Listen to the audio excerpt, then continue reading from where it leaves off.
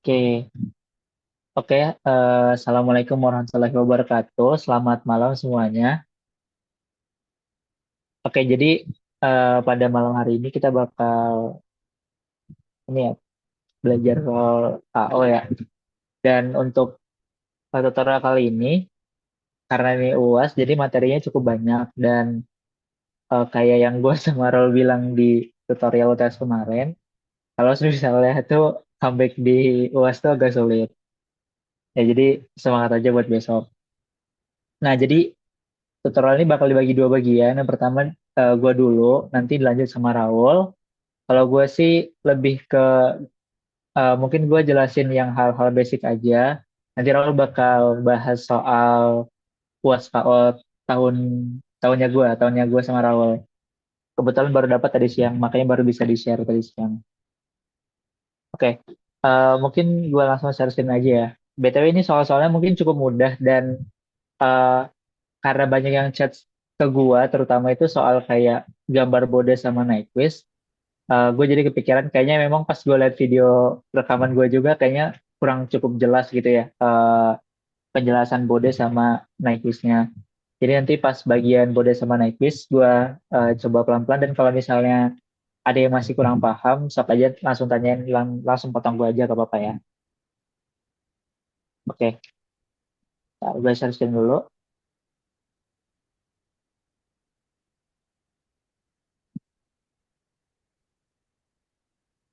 Jadi kelas tutor nih.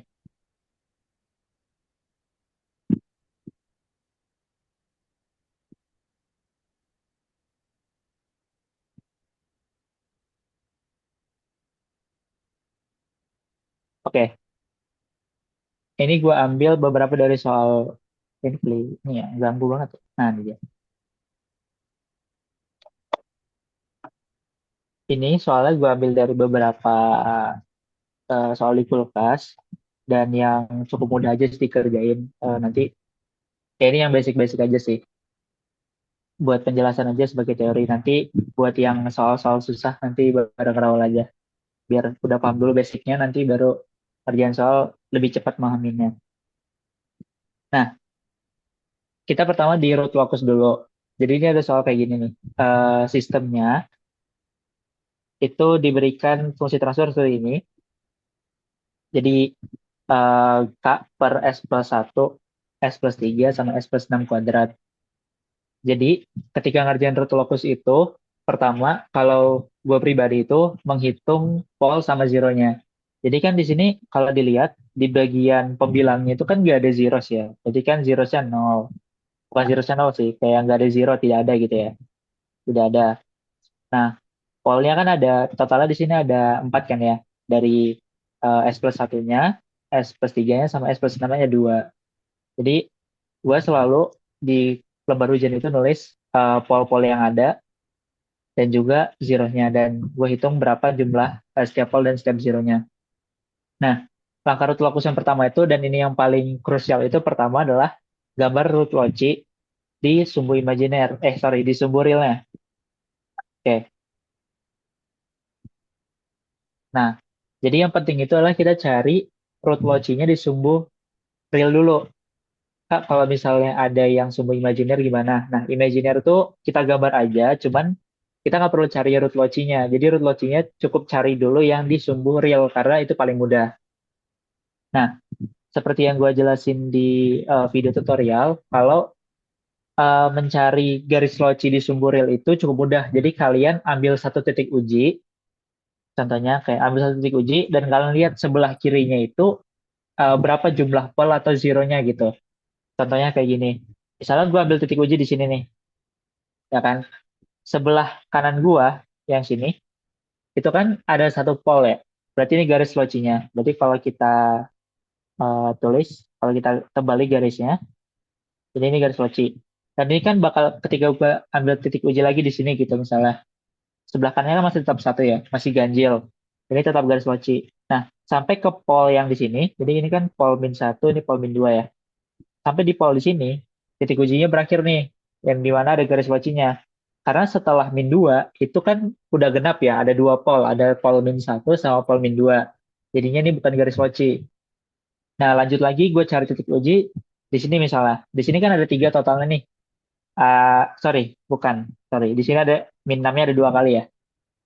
Nah, di sini kan ketika gue ambil titik uji di sini, sebelah kanan dari titik uji ini kan ada 4 pol kan totalnya. Ada min satu, min 2 sama 2 pol min 6.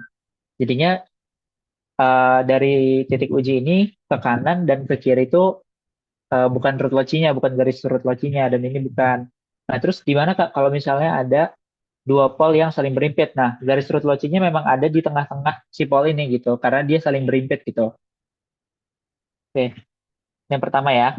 Jadi garis root loci-nya di sini dan di sini gitu. Oke. Nah, yang kedua itu kita mencari yang namanya asimtot dan juga sentroid. Kenapa? Nanti kalau kita mau gambar, kita tuh pengen tahu kemana sih arah garis root loci-nya ini gitu. Kalau ada asimtot kan berarti kita tahu arahnya dia, eh, arah root loci-nya pasti dia mendekati asimtot tapi tidak pernah bersentuh gitu. Nah, jadi pertama kita cari asimtot dan juga sentroid. Nah, rumusnya itu ya ini dihafalin aja, diingat. Setahu gue kayaknya tutorial sorry, UAS KO itu gak bakal ada cheat sheet. Jadi kalian harus hafalin ya kayak sudut-sudut kayak gininya gitu. Nah, kalian cari kan di sini ada dua kapus satu ya, berarti kalian cari setiap rentangkannya. Cuman kalau kalian lihat semua rentangkannya udah mulai redundan, dipotong aja gitu. Contohnya misalnya, sama ya benar, sama ada payul. BTW nanti kalau kalian lihat soal 2000, soal angkatan Agua sama Raul, soal di kulkas itu jauh beda susah, lebih susah soal kami sih sebenarnya. Oke. Nah, pokoknya kayak ini nentu dari mana, ini kalian feeling, bukan feeling, kalian cari aja ketika dia udah mulai redundant sudutnya, itu kalian stop. Contohnya, kayak misalnya K0 ini dapat 45, terus K1 itu 135, K2 itu 225, K3 315, atau ini min 45 derajat. Nah, kalau gua tambah 4, gua masukin 4 di sini, ini kan jadinya, kan 180 bagi 4 itu kan 45, berarti dikali 9. 45 kali 9 itu kan sekitar 300, ya enggak, 400-an gitu. Ya 405. Nah, 405 ini kan udah lebih dari 360. Kalau gua tukar ya, kalau gua kurangi tetap dia bakal masuk ke 45 lagi gitu. Nah, kayak jadi itu udah mulai rendah, jadi kalian stop aja di K sama dengan 3 gitu. Oke, lanjut. Nah, itu kan garis asimptotnya, sudah asimptotnya. Tapi di mana kita mulai gambar asimptotnya itu dinamanya titik sentroid. Nah, ini yang perlu kalian cari juga. Jadi udah dapat sudutnya, kalian cari sentroidnya gitu. Rumusnya ini, jadi di penjumlahan pol dikurangi penjumlahan zero dibagi uh, total pol dikurang total zero gitu. Nah, nanti didapat min 5. Nah, min 5 ini apa? Ini tepat titik kalian mulai gambar asimptotnya gitu. Jadi gua kasih contoh di sini. Nah, kan di sini tadi ada min satu, ini min 3, ini min 6, ada dua kan. Nah, ini titik hijau di sini tuh min 5. Jadi kalian mulai gambar asimptotnya itu mulai dari si titik sini. Nah, kalau kalian lihat yang udah gua gambarin, oh, min 4 ya? Min min 12. Oh iya, Deng. Kok min 5? Goblok, salah. Sorry, sorry, sorry. Min 4, min 4. Maaf, guys. Ya, anggaplah ini min 4 lah ya. Gambar gue males lagi. Nah, anggaplah ini min 4 gitu ya. Salah, bukan di sini. Di atasnya. Nah, ini dia. Anggaplah ini min 4 ya. Oke? Ya, anggaplah min 4 di sini. Karena, nah, oke. Nah, garis putus-putus ini yang kita namakan asimtot. Jadi, kenapa perlu asimtot ini? Kan biasanya kalau kalian ngeliat root locus tuh, dia mungkin gambarnya kayak gini gitu. Tapi kita nggak tahu tuh, dia tuh kenapa kayak gitu kan. Kenapa dia tuh bentuknya melengkung, kayak kuadratik atau gimana. Karena dia sebenarnya, ujung dari garisnya itu dia ngikutin ininya. Jadi dia ngikutin asimtotnya gitu. Nah, kalau kalian lihat X ini sebenarnya kalau kalian sering kerjain, nanti kalian bakal ketemu, oh kalau X ini kemungkinan besar dia bakal kayak gini gitu. Nah, kalau kalian udah kebayang kayak gitu, lanjut ke bagian mencari titik breakaway-nya. Jadi setelah gambar asymptotnya, cari breakaway-nya. Oke. Nah, kenapa breakaway? Soalnya kalau kalian lihat di sini, seluruh elemen yang ada di plot ini tuh pol kan. Nah, dan kalau kalian ingat garis locinya tuh kan yang ini nih, yang ini sama di tengah-tengah sini. Nah, karena pol itu tendensi untuk keluar, jadi maksudnya tendensi untuk keluar itu dia tendensi untuk gini arahnya, dia bergerak ke arah luar, dan pol yang satunya juga bergerak ke arah luar, jadi kan nanti dia bakal tabrakan gitu. Jadi di suatu titik dia bakal tabrakan, dan dia bakal misah gitu. Ada yang ke atas, ada yang ke bawah gitu.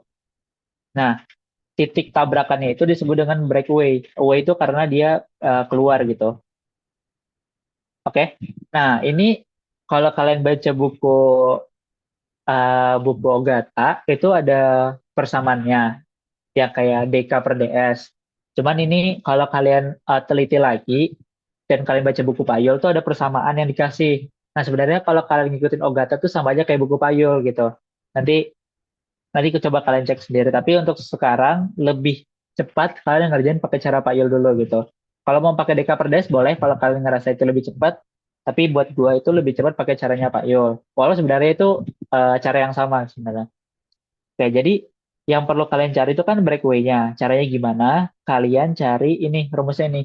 Jadi turunan pole-nya dikali zero-nya dikurang pole dikali turunan zero-nya sama dengan nol gitu.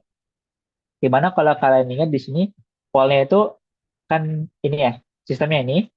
Kalau kalian cari eh, kalau kalian kalikan semuanya nanti dapat seperti ini persamaannya dan zeronya kita anggap satu lah konstantannya gitu karena sebenarnya nggak ada z min apa z plus apapun gitu ini cuma ada satu makanya kita tulis satu aja di sini. Oke.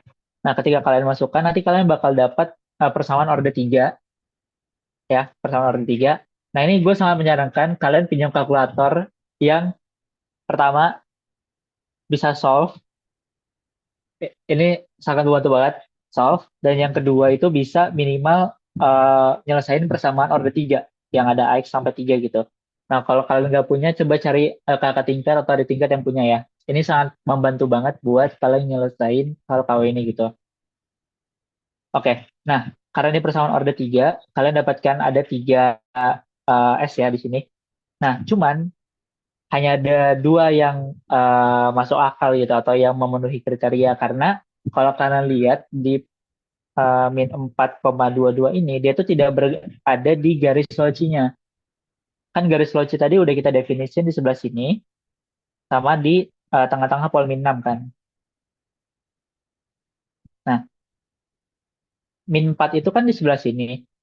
Nah, itu nggak masuk garis loci kan, berarti dia bukan titik breakaway-nya. Dan ini masuk akal kalau kalian lihat, karena yang break itu kan memang di antara min 3 sama min 1, sama di antara dua pol min 6-nya. Makanya breaknya di antara dua pol min 6 sama antara min 3 sama min 1 gitu. Jadi terbukti ya. Nah, oke. Nah, selanjutnya, nah ini sebenarnya bagian dari pertanyaan yang B. Yang B itu kan find value of gain K that's critically damped closed loop system gitu. Artinya mencari batas kestabilan yang dia tuh menyentuh sumbu imajiner gitu. Yaitu ini permainan bahasa aja sih. Ini kayaknya yang soal buat Pak Yul deh kayaknya. Soalnya ini bahasanya bahasa-bahasa yang mengecohkan mahasiswa. Nah, caranya gimana? Caranya kalian pakai tabel root gitu. Jadi tabel root itu kan gue asumsiin kalian udah mempelajari tabel root. Jadi gue langsung ini aja. Nah, kan kalian dapat persamaan karakteristiknya, ya kan? Terus kalian cari rootnya. Nanti bla bla bla didapatkan seperti ini kan. Ada, kalau gue notasinya ada A, ada B, ada C, sama di sini B gitu. Kenapa di sini B? Soalnya kan biasanya tuh mencari kolom di sini tuh kayak gini dikali dikurang yang ininya dibagi si C-nya. Ya kan? Cuman di sini kan kita bisa anggap nol kan. Jadi kan ketika kita kali ini dikurangan nol kali ini kan dibagi C itu bakal dapat B juga. Jadi ini sama aja B-nya kita tarik ke sini gitu. Jadi kita cuma cari tiga si A, B, sama C. Nah, Kita cari kan, kita cari, cari, cari, cari. Nanti didapat A-nya tuh 75,75, terus B-nya tuh 108 plus K, dan C-nya itu segini. Nah, kalau kalian ingat kabel lagi, tabel root itu, kolom pertamanya itu harus bernilai lebih dari nol. Itu syarat suatu sistem dikatakan stabil. Nah, jadi kita lihat nih di C itu kita harus kriterianya di C itu kan harus positif. Kan C harus positif nih, C harus positif. Jadinya kita bisa samakan C sama dengan nol biar kita tahu titik di mana dia itu udah kritikal. Setelah kalau misalnya dia tidak sama dengan nol, nanti dia bakal kalau dia kurang dari nol dia bakal tidak stabil sistemnya. Maka kita sama dengan kan nol. Nah, didapat K-nya itu 744,19. Oke, bentar. Nah, setelah kita dapat K-nya, nah ini cara gua gitu ya. Misalnya kalian dapat K-nya dari yang persamaan sini nih. Nah, kalian ambil persamaan atasnya. Kayak gitu. Kalau gua ingatnya caranya gitu. Jadi biar mudah, misalnya kalian kalian kan dapatnya di C tuh si K-nya. K-nya dapat di C. Nah, kalian pakai persamaan atasnya. Gue lupa nama tipe persamaan ini apa, cuman kalian pakai persamaan atasnya karena ini pangkat order 2, jadinya kayak S kuadrat ya kan ditambah B gitu. Terus ini harus sama dengan kan, 0 gitu. Jadi Kak, kalau misalnya dapatnya di A gimana Kak? Ada K pertama. Ya udah berarti kalian pakai yang di atasnya gitu. Ya S pangkat 3 eh 16 S pangkat 3 plus 180 gitu. Tapi mostly sih pasti dapatnya di ini ya di order 2 gitu. Karena kan ya kalau terus ini intuisi aja sih kalau kalian lihat gambar ini kan pasti dia tabrakannya dua sumbu kan. Dia nggak mungkin tiga. Ya tiga mungkin dia kayak gini jadi ya tapi mungkin aja cuman buat S1 kayaknya nggak ini deh. Ya pokoknya kayak gitu. Kalau gue ingetnya adalah ketika kalian dapat di sini kalian pakai atasnya gitu. Dengan kalian lihat order si kolom paling kirinya. Oh, S pangkat 2 berarti A S pangkat 2 plus B sama dengan nol. Oke. Nah, setelah kalian pakai persamaan itu, kalau kalian di sini kayak gini, nah K-nya di sini, tadi kan si B itu 108 plus K. Si K-nya kalian masukin dari sini. Set. Jadi K-nya kalian substitusi. Nanti dapat S-nya itu gini. Nah, S segini itu ya kurang kurang lebih di gambar di plotnya kayak ya ini nggak nyampe ya gue ngasih. Nah, ya pokoknya perpotongan pas di sini itu sekitar ini min 3,33, yang ini 3,35. Oh nih 35. Oke. Nah, ini jawaban ini cara menggambar root longest gitu ya. Jadi tadi di sini titik ininya, titik garis locinya ini, dan ini titik breakaway-nya juga di sini gitu. Jadi udah kalian udah sukses menggambar root locus dan pasti ini dapat jawaban 100 gitu. Cuman dipasin aja harus teliti kayak tadi kurang teliti buat centroidnya gitu. Tapi overall gambar root locus kayak gini ya. Nah, mungkin gue sebelum lanjut ke soal berikutnya, mau kasih tahu aja yang kenapa tadi critically damped closed loop system itu kita carinya tuh pas dia perpotongan dengan sumber imajiner karena critically damped kan berarti dia tuh osilasinya kritikal kan. Sebenarnya kan kalau kita punya sistem gitu, oh, jangan merah. Oke, kita punya ini kalau kalian ingat, kalau misalnya kita punya polnya si sistem kita tuh sebelah kanan, sumbu imajiner ini imajiner, sistem kita tuh bakal stabil atau osilasinya tuh nggak bisa diredamkan gitu. Makanya kalau disebut critically damped berarti kita pola tuh harus jatuh di sini nih. Karena setelah dia pola bergeser sedikit aja ke kanan atau di sebelah sumbu imajiner, maka sistem kita tuh osilasinya makin nggak terkendali gitu. Makanya ketika menemukan bahasa-bahasa kayak critically damped itu sama aja kayak kalian mencari tentang kestabilan sistem kalian gitu. Ya, oke. Nah, soal selanjutnya itu ada Bode ya. Cuman di sini gue lihat kan bodoh di sini tuh soal dari UAS 2019 apa? Nah, yang ini tuh kayaknya agak ada beberapa materi yang gak diajarin kayak ini ya lead lag kompensator yang bodoh kayaknya setahu gue pas gue tanya di kelas nggak ada yang ini ya nggak ada yang bilang kalau udah diajarinnya sampai root locus jadi bagian C sama D-nya gue skip dulu gitu ya nanti setelah Raul nanti mungkin bakal gue eh mungkin kalau ada yang pertanyaan soal kayak lag-lagnya boleh ditanya nanti setelah dari Raul aja gitu buat sesi bebasnya. Oke. Nah, ini buat gambar bodoh ya. Jadi gue ngerasa pas gue lihat video bodoh sepertinya sulit dicerna, makanya banyak yang tanya.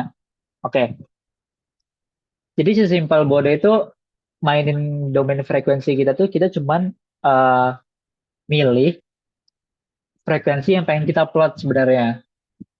Jadi bodoh sama Nyquist itu cuman kita milih frekuensi yang pengen kita plot. Nah, contohnya kayak gini nih. Si sistem kita tuh kan punya seperti ini nih, ya kan? K per S dikali S plus 1 dikali S plus 10 atau di sini order 3 ya. Nah, order 3 si polnya. Dan kebetulan tidak ada zero kan, cuman ada gain aja. Nah, yang pertama itu kita pengen coba plot bodenya dengan K10, gitu ya, dengan K10. Jadi, oh ya ini fun fact aja. Jadi kenapa kalau di root locus itu K-nya dibiarin, tapi kalau di bode itu kita harus nentuin K-nya gitu, ataupun di Nyquist. Karena sebenarnya root locus itu kayak ngegambarin ketika kita memvariasikan K-nya gitu. Mana gambarnya? Nih ya. Jadi sebenarnya garis root locus ini kayak kita ibarat kita gantikannya secara terus-menerus dan kita pengen lihat pergerakan pola itu kemana gitu. Jadi semakin kita ubahkannya, maka pola itu semakin bergeser dan suatu saat di K tertentu, contohnya di sini di K744,19 itu itu udah batas K yang bisa kita input ke dalam sistem agar sistem itu tetap stabil karena kalau kalau misalnya lebih besar dari K tersebut nanti sistem kita bakal unstable gitu atau tidak stabil kayak gitu. Nah, cuman kalau di Bode ini kita lebih memilih kayak kita coba satu nih. Misalnya kayak tadi di soalnya K10, terus kita kayak pengen lihat gimana responnya. Nah, jadi kayak gitu ya. Jadi eh, kalau di soal-soal ujian tuh nanti bakal kalian kayak dikecoh gitu kayak soal naik quiz misalnya tapi ada K-nya kalian nggak dikasih tahu soal berapa ya udah kalian tulis aja asumsi misalnya kita asumsikan K-nya satu gitu nanti kan hasilnya bakal beda-beda atau gimana gitu tapi yang pasti K-nya itu harus kalian definisiin buat gambar bode sama gambar naik quiz gitu ya itu yang tips pertama buat gambar bode oke. Nah, oke, kita masuk ke body diagram. Nah, jadi body diagram itu, kalau kalian udah ngerjain PR-nya, kan kalian tahu kalau body itu terdiri dari dua yang hal yang kita cari. Pertama, magnitudenya dalam satuan desibel atau dB, dan juga fasanya. Nah, kalau untuk fasa itu ya sama ya, kalau kita mencari fasa. Nah, kalau magnitudenya dia ada agak sedikit berbeda karena satuannya dB, jadi kita pakai 20 log di depannya. Nah, di video tutorial, gue kan jelasin cara aproksimasi ya. Jadi mungkin masih banyak yang bingung kenapa harus pakai aproksimasi seperti apa. Nah, buat sekarang, gue langsung jelasin aja kalau kalian langsung input aja omeganya gitu. Nah, jadi magnitudenya di kalkulator kalian buat seperti ini nih, 20 log. Nah, ini yang kalian kosongin-kosongin gitu kan. BTW, buat yang mungkin ini dapat dari mana, kalau Bode kan magnitudenya itu 20 log magnitud si sistemnya ya kan si sistemnya gini nah magnitud si sistemnya itu yang ini ya caranya gimana akar real bagian real ditambah imajiner kuadrat gitu ya nah kurang lebih seperti ini nah untuk rumus pasanya seperti biasa kita cari minta karena dia merupakan pol semua jadinya pasti mintan inverse omega per 0 mintan inverse omega per 10 sama mintan inverse kok ada dua omega per 10-nya ini satu ya.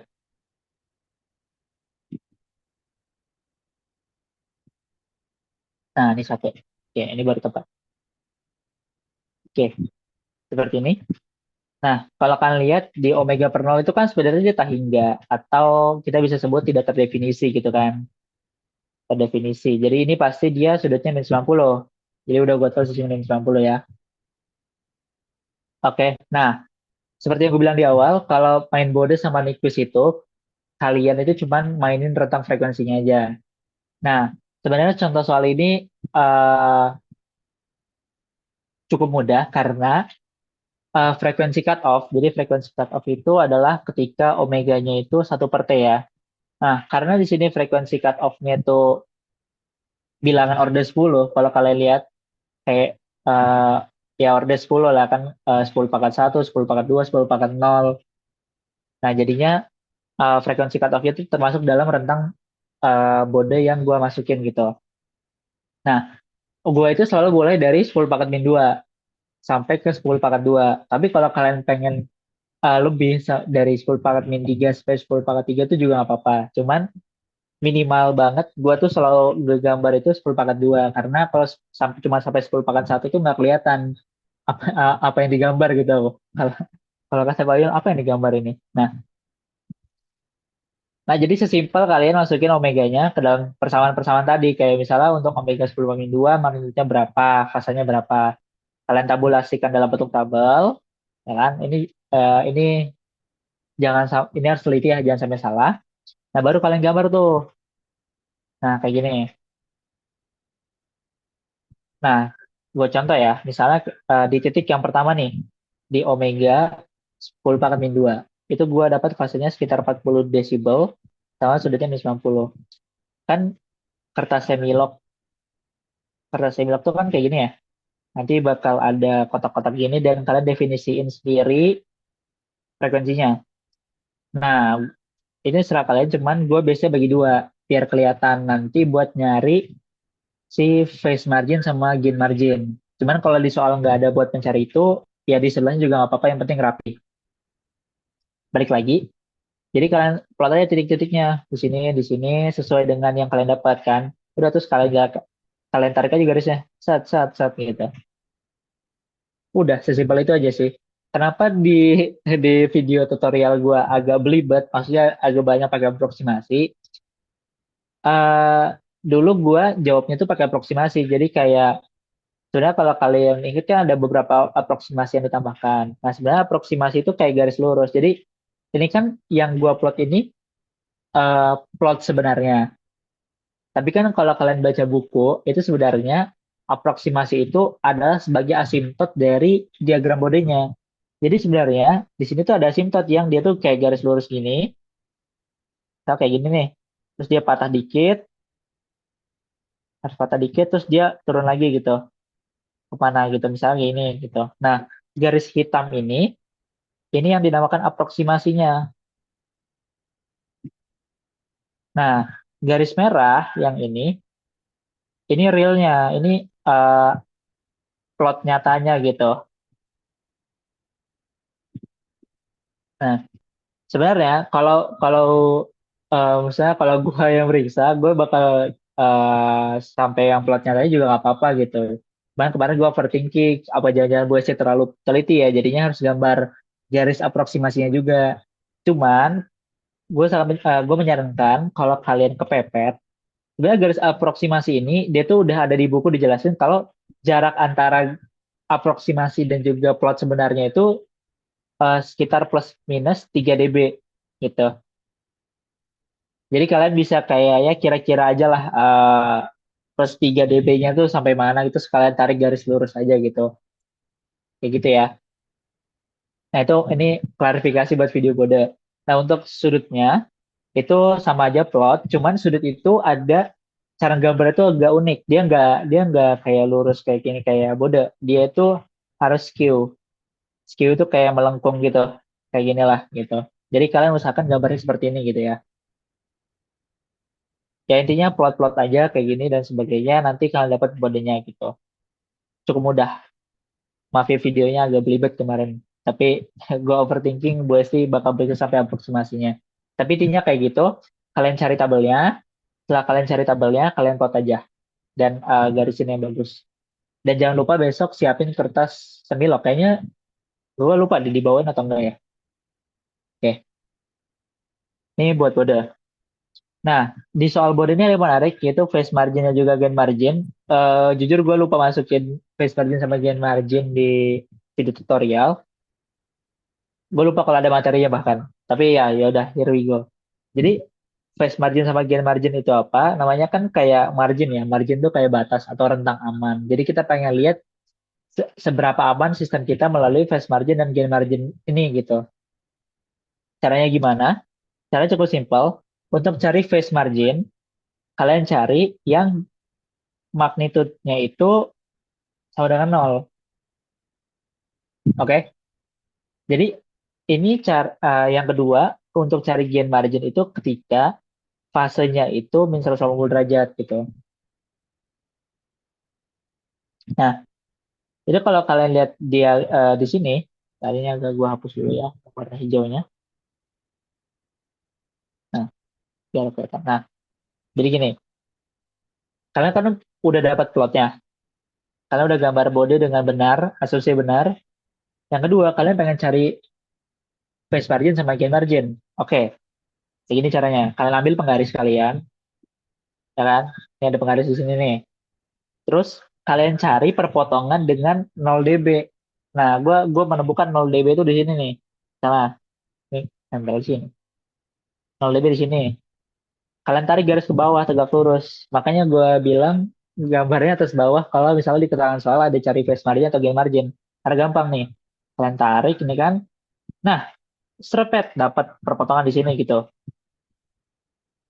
Nah, ini kurang gede ya gambarnya, tapi intinya kayak jarak eh, titik sini ke 180 derajat di sini. Nah, ini yang dinamakan face margin gitu. Nah, kalau gain margin gimana, Kak? Gain margin itu dari titik sini min 180 derajat, kalian tarik garis lurus ke atas. Nah, dapat titik perpotongan di sini nih, di plot si magnitude-nya. Oh, dapat di sini nih. Nah, ini kalian hitung jaraknya dari nol ke titik tersebut gitu. Nah, ini yang dinamakan gain margin. Oh, inilah. Nah, gitu. Nah, sesimpel itu aja. Nah, ini kalian hitung lah perkiraan. Kayak misalnya ini gue dapet, kayak gue mikirnya kayaknya 40. Ya, sebenarnya gue pakai MATLAB ya nyarinya. Itu dapat 47 sama 20. Tapi ini nggak bakal dipermasalahin karena cara kalian mendapatkannya valid gitu ya. Caranya kayak gitu. Nah, itu berdasarkan plot. Sebenarnya ada berdasarkan hitungan, tapi ini gampang kalau kalian pakai solve. Makanya gue saranin kalau misalnya kalian punya kalkulator yang bisa solve. Ya, sebenarnya kan kalau misalnya magnitudenya harus nol, berarti kan eh, harus dicari berapa omega yang ngebuat si magnitudenya nol kan. Nah, itu pakai solve nanti dapatlah berapa omeganya yang ngebuat ini jadi nol. Oke, buat gain margin sendiri, ya ini kan karena sudutnya harus min 180 derajat, berarti kalian cari omega yang membuat fasenya min 180 derajat, dan kalian masukkan ke dalam M-nya gitu. Nah, tapi ini gue sangat tidak menyarankan kalau misalkan udah gambar bodoh karena ini ngeribetin aja.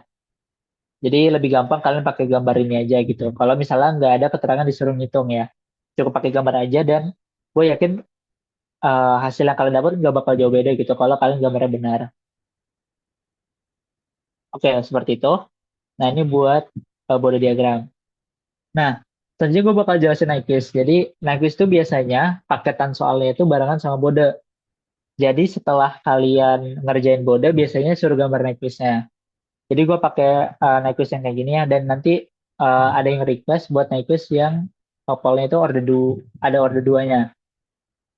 Nah, jadi kalau kayak gini, nah kalau Nyquist itu sesimpel omeganya tuh kan kalau di Bode itu kita cari beberapa rentang. Nyquist itu kalian cuma cari omega 0, ya kan? Dan omega tak hingga aja gitu. Yang perlu kalian cari ini aja sih sebenarnya.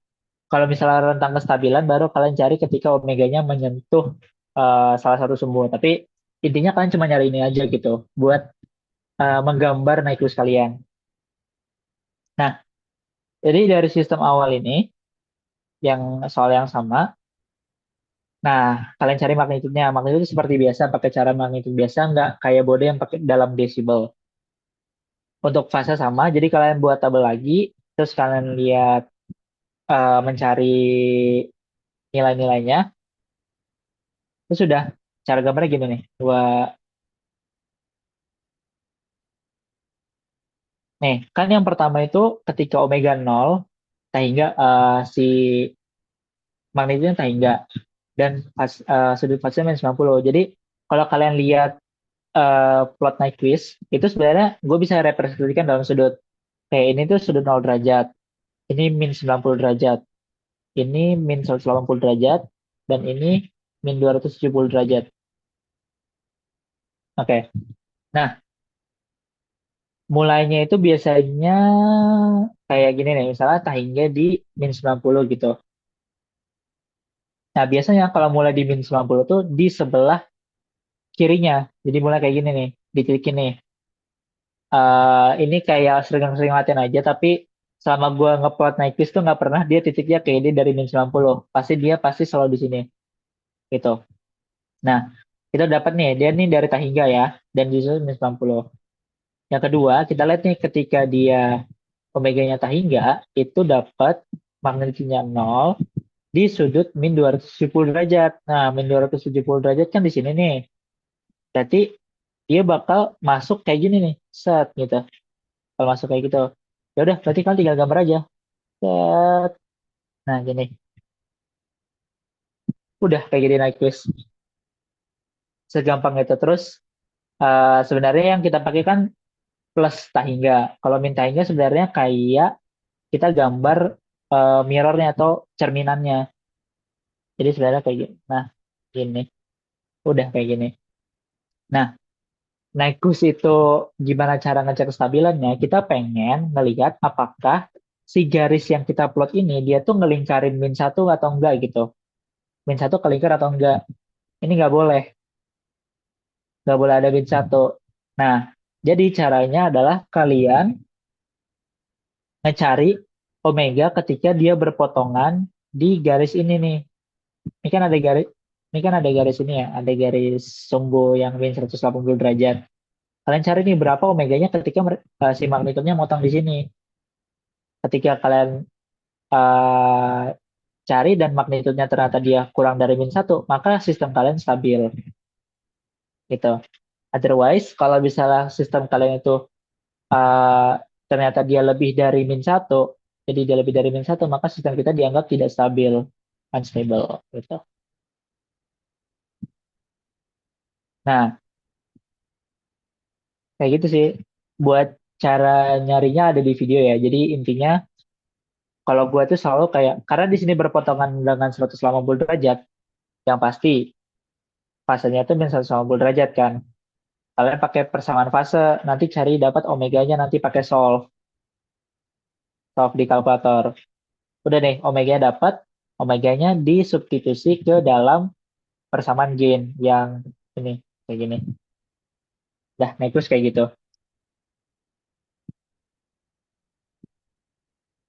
Oke. Nah, ini ada soal terakhir yang ada order duanya. Jadi kalau gue lihat soal-soal tahun lalu tuh jarang ada zeronya ya. Cuman biasanya order pole itu selalu lebih tinggi daripada order zero. Jadi gambarnya cukup gampang. Gue pernah menemukan, kayaknya di PR kalian juga deh, ketika order pole sama zeronya sama. Nah itu mungkin kalian bakal sedikit bingung di gambarnya. Tapi eh, buat ujian sejauh ini belum ada yang order pole-nya sama atau di bawah order zero-nya. Jadi pasti selalu lebih besar. Jadi asumsi aman. Pasti gambar-gambarnya kayak gini-gini aja gitu.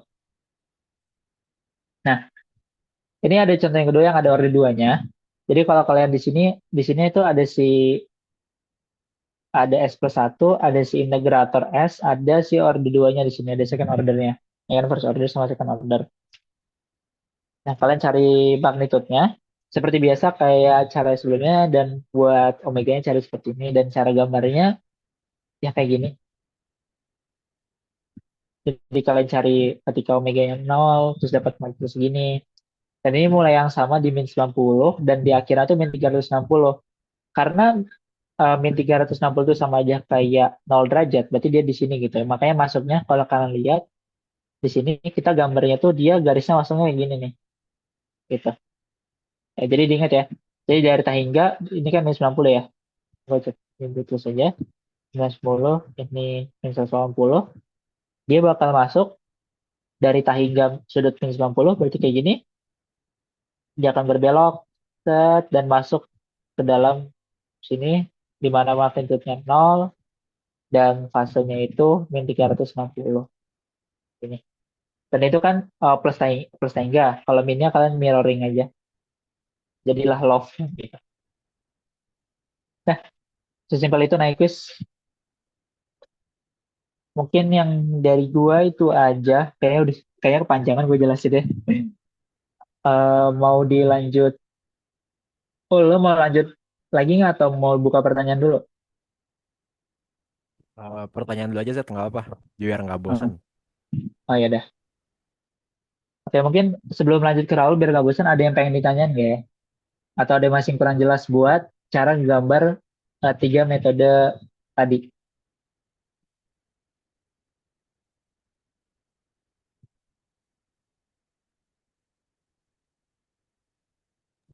Kak Hazet, maaf mau nanya. Iya, boleh. Yang bagian tadi di awal penjelasan root locus, sebenarnya aku masih agak bingung kalau kadang tuh kan setelah DK per DS tuh kan dapat S-nya tuh dua atau kadang seringnya satu tapi kadang dua kan. Nah tapi kadang ada yang dapat apa disuruh ngerjain pakai tabel root. Nah itu tuh kalau apa Kak harus pakai tabel root tuh? Karena Oh, seringnya tuh nggak pakai root gitu.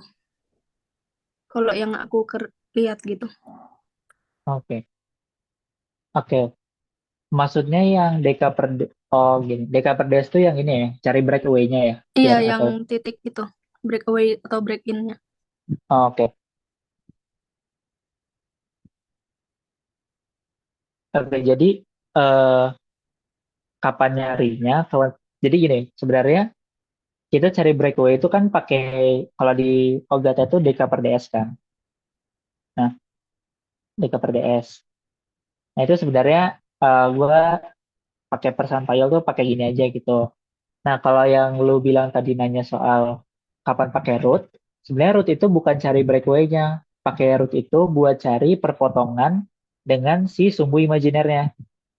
Nih, jadi kita cuma pakai root itu kan sebenarnya cara kita untuk menganalisis apakah si sistem kita ini stabil atau enggak dengan persamaan loop tertutup kan. Makanya kita cari persamaan karakteristiknya. Kita cari persamaan karakteristiknya.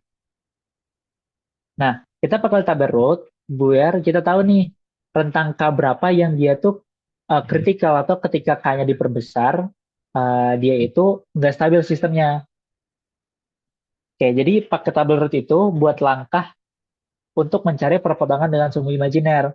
Kalau semisal kita udah tahu nih kayaknya nggak mungkin eh, nggak ada perpotongan dengan sumbu imajiner, berarti kita nggak perlu cari langkah ini gitu. Misal kayak cuma dua pol aja gitu dan asimptotnya tegak lurus. Nah itu kita nggak perlu cari ini gitu. Nah kalau pertanyaan tadi yang DK per DS ini, nanti kan kalian bakal dapat dua pol ya, ya Fir ya. Ada dua pol, ada kalau di sini kan ada tiga ya. Nah nanti kalian lihat eh, titik-titik mana yang dia itu berada di garis locinya tadi. Jadi kayak di sini kan gue dapat persamaan order 3 yang di mana solusi S-nya itu ada tiga kan. Ada min 6, min 4,22, sama min 1,75. Ini kan dari yang DK per DS tadi. Nah, gue cek nih, oh min 6. Min 6 itu ada di tempat garis root locinya. Yang ini, oh berarti dia masuk. Gue cek nih min 4,22. Min 4,22 itu di sini. Nah ini tuh nggak masuk garis loci karena garis locinya itu cuma di sini sama di titik ini. Jadinya ini pasti nggak masuk. Yang ketiga, kalau gue lihat di sini kan min 1,78. Dia di sini. Nah, di sini tuh masuk garis loci. Jadinya titik ini merupakan titik yang perlu gue ambil. Jadi pasti titik breakaway-nya itu di dua ini nih, S-6 sampai -1,78. -4,22-nya ini nggak termasuk, nggak kita ambil gitu. Nah, gue paham sih maksudnya kayak pasti pas kita nyari itu dia ada dua titik dan kita nggak tahu pakai yang mana. Nah, cara nyari tahu pakai yang mana itu cuman lihat apakah titik-titik tersebut itu masuk garis root loci atau enggak yang udah kita buat di langkah pertama gitu. Terus buat tabel root untuk apa? Tabel root itu untuk mencari perpotongan root locusnya dengan sum imajiner. Karena biasanya tabel root itu untuk kita ngelihat apakah batas sistem kita stabil atau enggak gitu. Makanya kita pakai tabel root. Jadi jawab pertanyaan lu tadi, buat yang DKPDS, pertama, titik-titik yang udah didapat tadi itu dicek apakah dia masuk rentang root loci atau enggak. Kalau nggak masuk, jangan ditulis gitu. Ini nggak masuk, berarti bukan. Yang masuk, kita jadi titik breakaway ataupun titik break-nya. Terus pertanyaan kedua, double root itu dipakai buat nyari ketika ada perpotongan dengan si sumbu imajiner ya. Nih, di sini. Nih, kita pakai double root buat nyari perpotongannya di sini. Kayak gitu. Gimana Vira, masih ada yang pengen ditanyain? Apa udah cukup paham belum? Udah cukup paham. Makasih Kak Hazet. Oke. Ya, Fikar, Oke, oke. Suaraku kedengeran nggak? kedengaran. Oke, nah itu di salah pertama itu kan ada misalnya polnya kan ada min 6 dan min 6 ya. Ya, Nah, itu tuh termasuk akar kembar atau gimana? Nah, kalau misalnya akar kembar kan harus cari angle of departure-nya kan berarti. Masih kompre.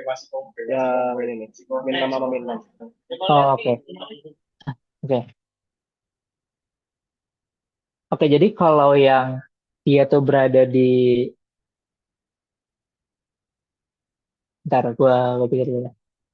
Oke, jadi kalau dia, jadi di video gitu yang gue bilang pol kembar itu buat pol-pol yang dia tuh memiliki bagian imajinernya.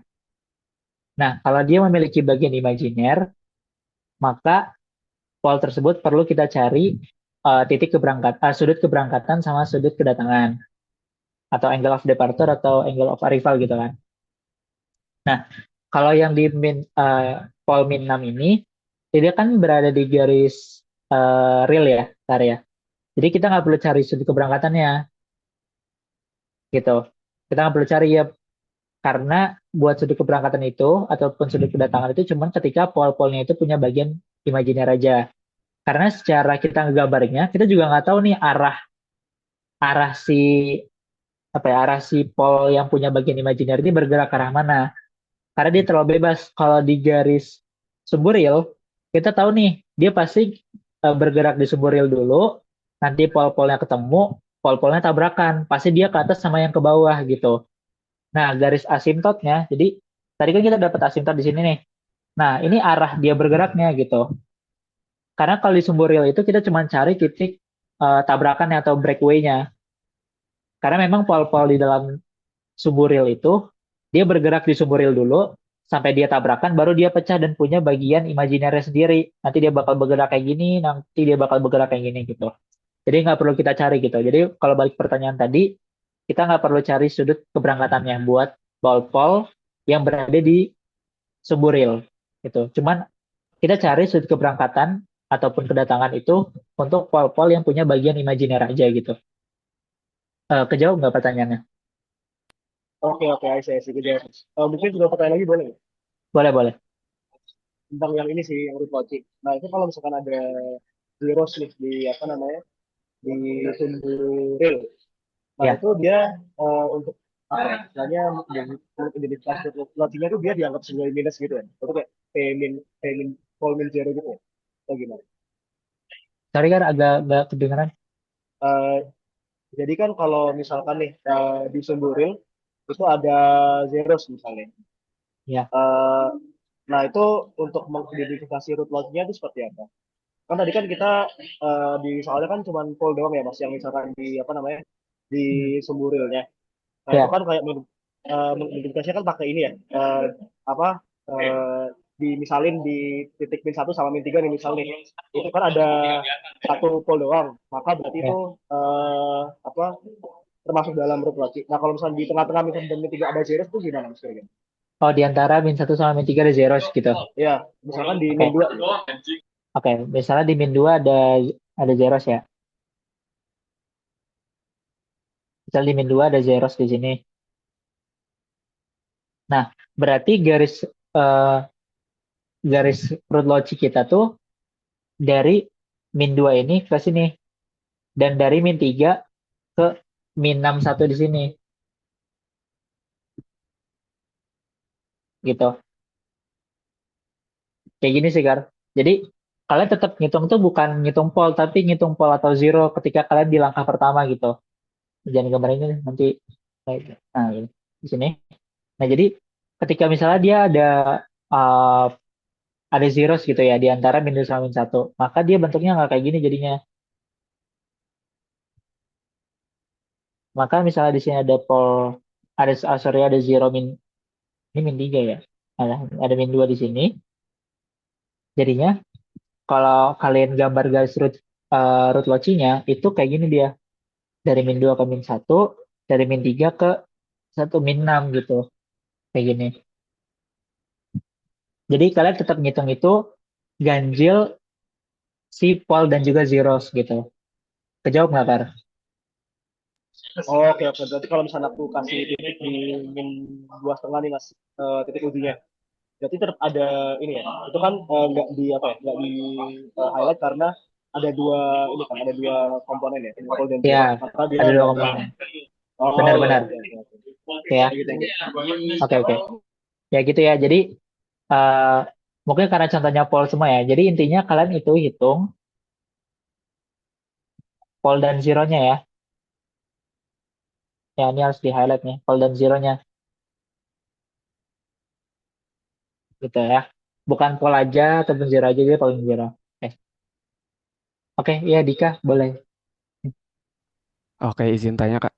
Kalau Ya, di Ogata saya baca tuh kestabilan Nyquist kan Z sama dengan N plus P dan stabil tuh ketika Z-nya sama dengan nol. Tapi semisal kayak persamaan open loop-nya tuh ada pol di RHP gitu. Berarti si P-nya kan satu. Berarti supaya stabil si yang mengelilingi min satunya tuh harus satu kali clockwise gitu Kak. Atau kayak gimana Kak? sorry, gua ini nggak paham pertanyaan gimana gimana. Ntar, gua bukan equis ya. Ya, Kalau saya baca di Ogata tuh Hmm. ada Z sama dengan N plus P. Jadi stabil ketika Z-nya itu sama dengan nol. Mungkin saya boleh share screen gak, Kak? Boleh, boleh, boleh. Oke, oke.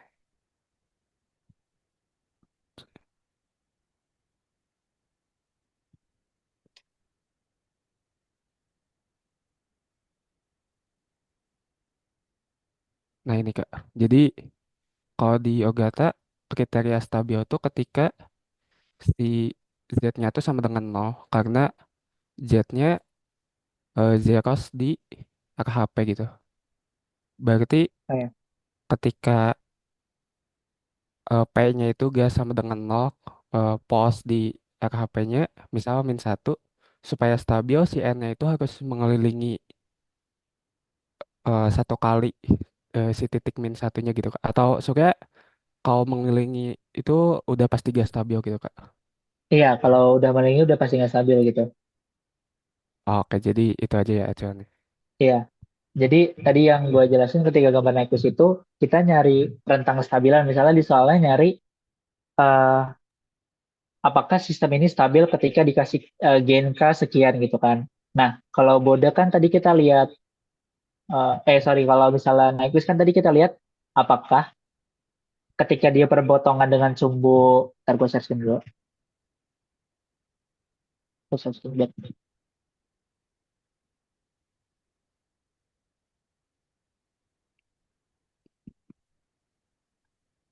Oke, seperti yang gue bilang tadi itu dalam Nyquist ketika kita pengen analisis kestabilannya adalah kita ngelihat ketika jadi plot merah ini dia tuh berpotongan dengan ini kan titik di sumbu di sini kan, sumbu si horizontal. Nah, sumbu si horizontal ini kan punya min 180 derajat. Jadi kita pengen lihat nih, ketika dia berpotongan itu, dia tuh lebih dari min satu atau dia tuh kurang dari min satu. Kalau dia kurang dari min satu, nah yang dijelasin Yoga tadi kan melingkari min satu ya. Kan kita nggak boleh kalau dia melingkari min satu. Tapi kan kalau nilai perpotongannya itu dia kurang dari min satu, artinya kan min satu misal di sini nih, ini min satu. Karena perpotongannya kurang dari min satu, pasti dia nggak bakal melingkari gitu. Dia nggak bakal melingkari titik min satu. Nah, beda cerita kalau misalnya si sistem ini dia tuh lebih dari min satu. Kalau lebih dari min satu, misalnya di sini, sorry, misalnya di sini min satunya, di sini dia kita dapat min tiga gitu. Itu kan udah pasti melingkari min satu kan. Jadinya si sistem ini nggak stabil gitu, kayak gitu ya. Dan Oke, makasih. caranya, oke oke. Dan caranya itu ya gue sih pakai solve ya. Gue belum menemukan cara lain untuk mencari eh, omega ketika dia tabrakan dengan sumbu horizontalnya gitu. Makanya gue saranin pakai solve gitu. Mungkin nanti Raul ada cara tersendiri gitu. Tapi kalau gue selalu pakai solve dan gue selalu pinjam teman dulu kalkulator yang bisa buat nge-solve. Itu sih di aman gak ya? Aman-aman, Kak. Oke, sip. Oh ya, silakan Prof.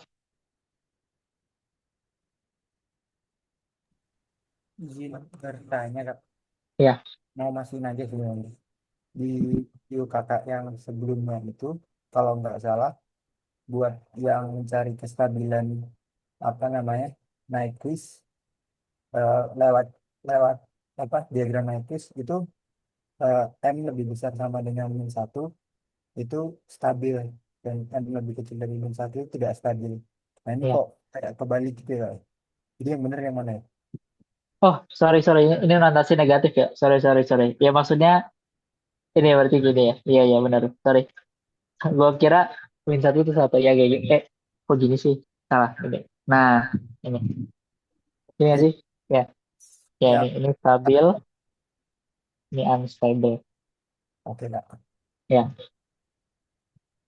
kayak gini, kayak gini. Oke, Makasih Kak. oke, makasih juga Faf buat ininya. Ya buat Didi boleh. Kak izin nanya, tadi yang breakaway-nya itu dapat 3S kan ya Kak? Boleh balik Ya, itu nggak?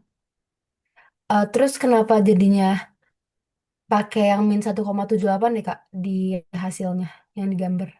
oh ya, oke. Nah, jadi kan langkah pertama itu kita kan nentuin garis locinya ya. Nah, ini gua hapus dulu sebelumnya. Nah, garis locinya. Nah, kita tahu tuh garis locinya tuh di antara min satu sampai min 3 sama di titik min 6 ini karena dia ada dua pol yang saling berdempetan. Oke. Nah, dari tiga titik yang kita dapatkan, itu titik yang kedua di sini nilainya itu di luar garis root locinya. Kan min 4,22 tuh dia titiknya di sini nih. Nah, titik ini nggak masuk dalam garis root loci, jadi pasti bukan titik breakaway-nya. Sedangkan min 6 kan ada di sini nih, di titik perimpitannya. Sama min 1,75 itu termasuk dari garis root loci-nya. Oh, sorry ini. Nah, min 1,78 tuh termasuk dalam garis root loci-nya, makanya kita pilih dua titik ini buat titik tabrakannya. Sedangkan ini di luar garis di luar garis root loci-nya, jadi nggak kita pilih gitu. Nggak jelas nggak ya, Di? Oke Kak, makasih. Oke. Kayak ada lagi kah sebelum dilanjut ke baginda kita, Raul?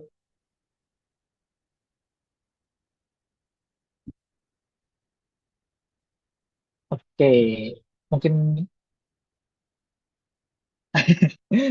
nah soalnya yang dibahas Raul itu soal-soal payul, jadi kayak harus semangat aja. Iya, anjir nomor 4-nya susah ya, Ul.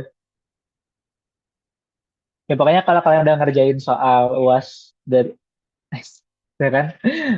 Menurut anak-anak angkatan gue susah pas itu dan sulit ngejawab. Jadi oke. Nah, mungkin gue langsung selain ke Raul aja buat bagian selanjutnya. Aman Raul? Aman, aman, aman. Oke, oke. Buat Raul silakan ya. Thank you teman-teman. eh oke, semuanya. Jadi di sini gua disuruh bahas soal kompensator. Nah, sebenarnya gua nggak bakal bahas banyak. Gue cuma bakal bahas soal yang tahun lalu aja sebagai contoh. Mungkin gue sambil share screen ya, sambil gue nulis. Oke. Eh, sorry, sebelumnya, suara gue jelas nggak ya? Jelas, Raul, jelas. Oke. Hai, mana ya share screen-nya? Nggak kerasa cuy, itu taruh terakhir ini. Oke. Apa sih Hazard ini? Oke, oke, oke, oke. Em, oke, udah kelihatan ya tampilannya. Jadi, em, kalau kita mengacu ke kurikulum semester kalian, karena kalian materinya dipotong gitu ya, bagian susahnya itu kompensator body. Kalian kan materi kompensator itu cuman yang berbasis root locus ya. Root locus untuk lead dan lag. Kayak gitu. Oke. Nah, em gue harap kalian udah bisa ngerjain ini karena harusnya udah ada latihan soalnya dan di buku banyak soalnya. Terus em, nanti ini bakal mungkin gue bikin open question aja karena yang gue jawab kan soalnya cuma satu. Nah, cuman worth to notice that gue perhatiin bahwa di soal-soal ujian sebelum-sebelumnya yang dulu gue pelajarin juga bahwa mayoritas yang keluar itu root locus dan yang lead. Jadi yang like itu sangat jarang keluar kawan-kawan. Kayak gitu. So mainly we can focus on learning the lead compensator. Nah, bagaimana untuk lead kompensator gitu ya? Nah, lead kompensator itu buat root locus kan sebenarnya ada caranya. Yang paling umum kan ini ya yang apa kayak pole zero cancellation gitu. Apa pole zero manual gitu ya nentuinnya suka-suka kita. Yang kedua ada yang rumus sudut-sudut yang ada beta per 2 dan kawan-kawannya di Ogata bisa dibaca atau di buku Payol ya. Itu kesukaan cara Payol. Gue sebenarnya nggak suka cara itu karena malas aja. Nah, di sini gue bakal bahas pakai metode yang pertama, oke. Metode kedua nggak mau gue sentuh karena gue juga sebenarnya nggak tahu caranya gimana. Hehe. Oke, gue bakal bahas soal tahun lalu. Ini tahun gue. Ya, mungkin tadi kalau kata Hazet, banyak anak angkatan gue bilang ini susah. Tapi sebenarnya kalau kalian tahu triknya, ini tuh sebenarnya soal eh, sangat mudah kayak gitu. Nah, jadi kita bakal pertama baca dulu soalnya ya teman-teman dengan saksama. Kita pengen sistem dikontrol menggunakan umpan balik negatif, oke. Dapat dinyatakan oleh fungsi transfer sebagai berikut ya. K per S plus 2 dan H S sama dengan satu. Oh iya, BTW, gue baru ingat buat di sini tuh ada rimba nggak ya di sini tuh. Ada. Nah, Rim, tolong ini dong bantu share soal-soal kulkas ke teman lo yang anak fisika buat dia latihan. Kan dia nggak megang Oke, tuh soal ujian tahun lalu. Nah, ya. aman. Em, nah, terus ini, jadi kita bakal ngerjain soal. Yang pertama sistemnya GS-nya K per S plus 2, terus HS-nya 1. Oke, very simple. Sistem order satu bahkan ini pola cuma satu, nggak ada zero bahkan. Dan kita pengen kesalahan nol pada keadaan tunak. Oke, jadi kita pengen steady state errornya nol. Dan jika sistem diberikan masukan berbentuk step satuan. Oke, so the input is unit step gitu ya. Nah, kita akan memilih kompensator dengan bentuk persamaan sebagai berikut. Jadi kita punya sistem awal itu adalah K per S plus 2. Terus bagian instrumennya adalah satu. Terus kita pengen ada kompensator dengan persamaan S plus A per S. Nah, sedikit fun fact. Perhatikan bahwa S plus A per S itu kan sama aja kayak satu plus A per S. Yang which is ini adalah pengontrol PI. Pengontrol proportional integral. Sedikit fun fact aja ya. Jadi karena kita udah pakai pengontrol PI dan teman-teman tahu di teorinya kalau kita menggunakan pengontrol PI atau proportional integral udah pasti steady state errornya itu sudah nol. Jadi teman-teman nggak perlu takut steady state errornya nol. Oke? Kayak gitu. Itu kunci pertama. Jadi kalian nggak perlu membaca kalimat ini, abaikan saja. Kedua, dia pengen steady state-nya itu nol ketika berbentuk masukan step satuan. Nah, apa implikasinya? Kalau kita hanya mau analisis step satuan, gitu ya. Kalau kita hanya pengen errornya nol, ketika inputnya step, gitu, maka kita hanya perlu menggunakan lead compensator. Kayak gitu. Kenapa hanya lead? Karena lead itu memang tujuannya untuk memperbaiki respon sistem. Kalau inputnya unit step. Kalau inputnya berbeda, contoh ini kan inputnya step. Kalau misalnya kita punya inputnya ramp yang bentuknya kayak gini sinyalnya, maka kita nggak bisa pakai lead. Kita harus pakai lag compensator. Lag compensator dengan caranya kita mengatur nilai gain velocity. Kayak gitu. Itu sedikit mungkin teman-teman ada yang belum ngerti kenapa apa maksudnya gain velocity gitu ya. Itu lag compensator itu buat apa sebenarnya? Yaitu buat mereduksi nilai error pada input ramp. Kalau lead compensator pada unit input step. Jadi jelas kita menggunakan lead compensator. Nah, kompensatornya seperti ini. Lalu ditanya, tentukan nilai A dan K. A-nya itu adalah zero pada kompensator. K-nya itu adalah gain pada fungsi transfer system. Agar diperoleh lonjakan maksimum overshoot 5%, dan waktu tunaknya 1%. Oke, jadi dia pengen maksimum overshoot itu 0,05, lalu settling time itu 1 detik. Oke, nah, em, bagaimana cara kita mengerjakannya? Nah, teman-teman kan mungkin terbiasa dengan bentuk kompensatornya apa sih? KC, S plus zero, S plus pol gitu ya. Terus teman-teman bingung kayak, aduh kak ini gimana cara ngerjainnya? Ini kan bentuknya beda. Lihat kompensatornya aja, polnya udah tentuin. S-nya nggak ada polnya ya, jadi S plus 0 aja, berarti polnya di 0. Kita nentuin nilai zero. Terus di sini aja nggak ada nilai gainnya, berarti KC-nya 1 gitu. Terus kak sistemnya gimana cara nentuinnya? Santai aja. Jadi gini, kita perlu mengingat bahwa kalau kita punya fungsi transfer nanti akhir sistem kita, kan fungsi transfer kita itu seperti ini ya.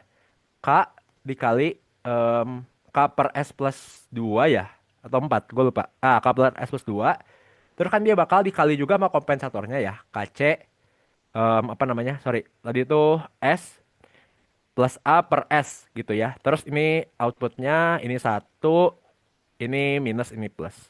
Nah, perlu diperhatikan bahwa kalau kita punya bentuk fungsi transfer yang di linear seri kayak gini, ini kan sama aja kayak kita kaliin fungsinya ya. Yang berarti kita bisa anggap si K ini tuh kita pindahin ke kompensator. Jadi kita bisa anggap yang kita cari kompensatornya itu adalah fungsi K S plus A per S. Nah, jadi teman-teman nggak usah bingung kayak K-nya ditaruh di mana. Ya, sebenarnya sama aja kayak fungsi yang di kompensator awal gitu. K-nya itu di kompensator. Kita anggap seperti itu ya. Nah, terus apa perbedaan dari cara biasa? Kalau cara biasa, kita bisa memilih nilai pol dan zero yang kita inginkan. Sedangkan di soal ini, udah ditentukan bahwa nilai polnya itu ada pada S sama dengan 0. Jadi kita hanya bisa menentukan nilai zero. Jadi kita tidak bisa lagi menggunakan step by step yang digunakan pada cara buku. Kita harus menggunakan intuisi kita dan pemahaman kita yang komprehensif terkait materi kompensator.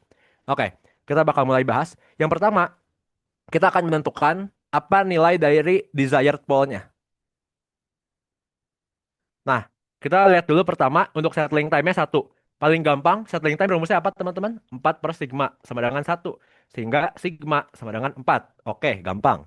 Yang kedua, maximum overshoot, dia pengen 0,05. Berarti apa? Pangkat negatif. Nah, ini teman-teman tuh harus ingat lagi materi UTS ya, terkait rumus-rumus maximum overshoot, settling time, rising time, dan kawan-kawan harus diingat-ingat lagi. Karena kalau nggak ingat, ya GWS, kalian nggak boleh pakai cheat sheet besok, jadi mati gitu. Nah, ini adalah min si faktor redaman dikali pi per akar 1 min faktor redaman kuadrat sama dengan 0,05. Nah, ini teman-teman tinggal masukin kalkulator pakai fungsi solve yang tadi Hasil udah bilang. Dapatlah nilainya sekitar, ntar ya gue nyontek dulu jawaban kunjau gue.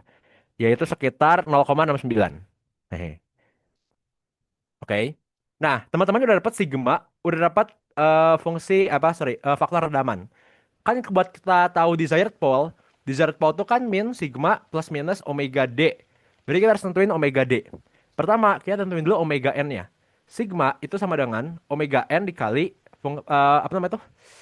Faktor apa namanya? Faktor redaman. Yang berarti omega n-nya itu adalah sigma per si nilai ini atau sigmanya adalah 4, ini 0,69. Sehingga kita peroleh nilai omega n-nya adalah nyontek dulu kawan, 5,8.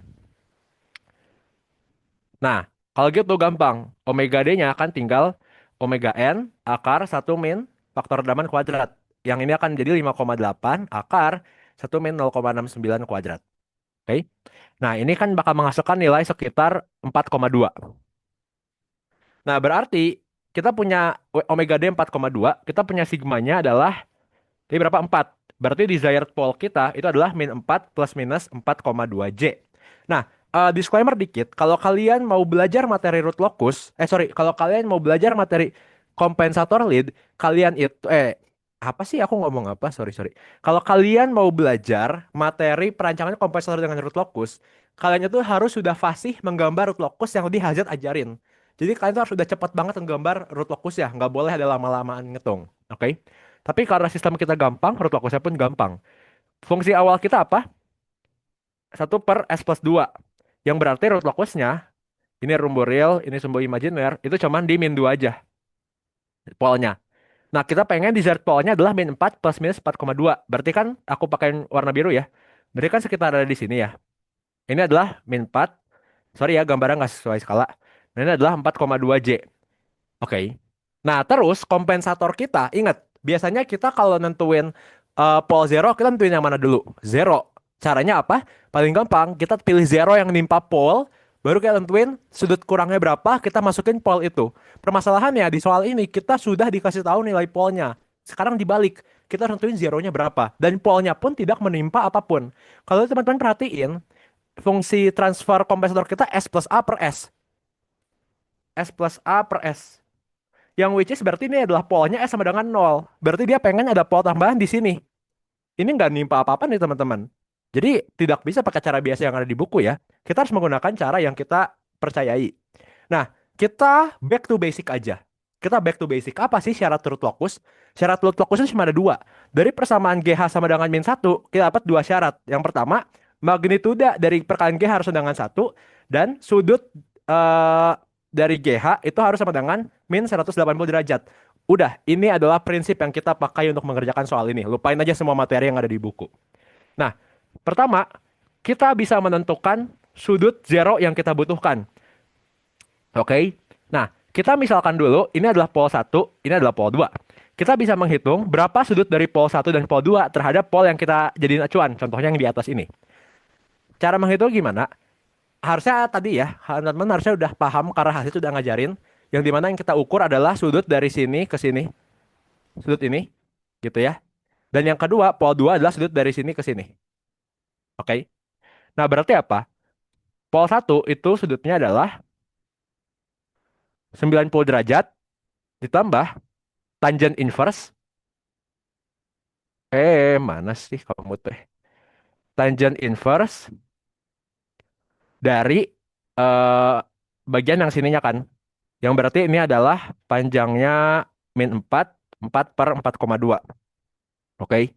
Nah, ini teman-teman bisa dihitung berapa nilai pol satunya. Sorry ya, aku tuh lagi nggak megang kalkulator, jadi aku pengen nyari jawaban cepet aja. 134 derajat.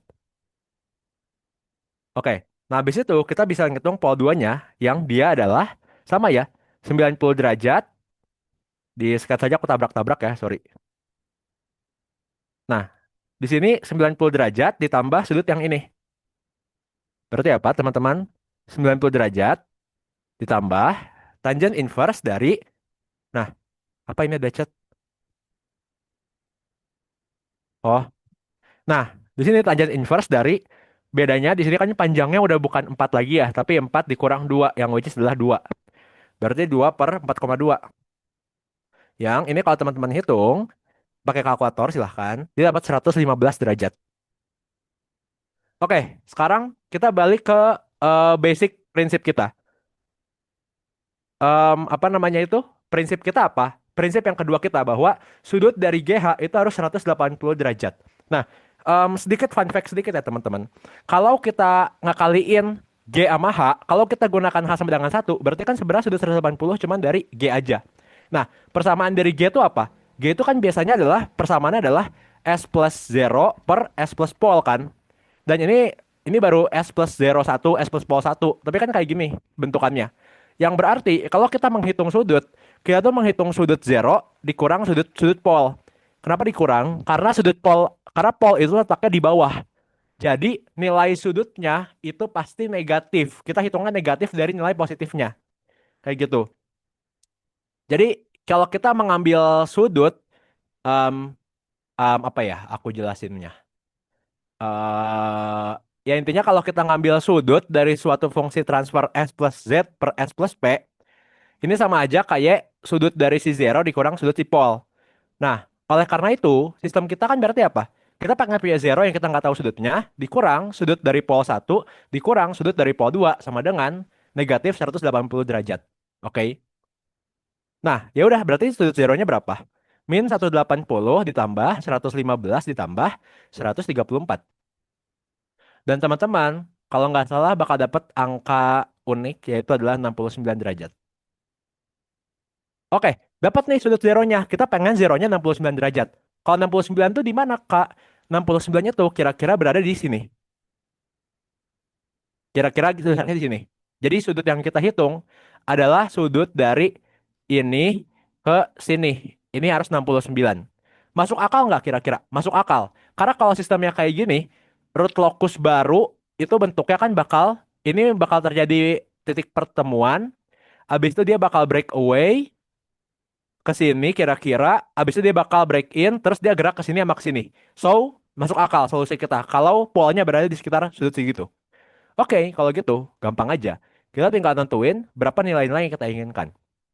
Pertama, perhatikan bahwa nilai A itu dari sini sampai sini. Sedangkan dari sini sampai sini itu udah nilainya 4. Nah, sedangkan tetanya itu, kalau kita pengen pakai rumus tangen teta, kita kan hanya mengukur jarak dari sini ke sini. Ini kayak gambar gue udah mulai nggak jelas nih. Tapi kalau lo ikutin harusnya lo paham. Kita misalkan aja jaraknya itu adalah X. Nah, berarti apa? Kan kita punya segitiganya. Ini X, ini adalah 4,2 ya, nggak berubah. Ya, 4,2. Ini adalah 4,2. Ini adalah sudutnya 69. Berarti kan apa? Tangen dari 69 derajat itu adalah 4,2 per X. Atau X sama dengan 4,2 per tangen 69. Silakan gunakan kalkulator tercinta kalian dan dapat diperoleh angkanya X adalah 1,6.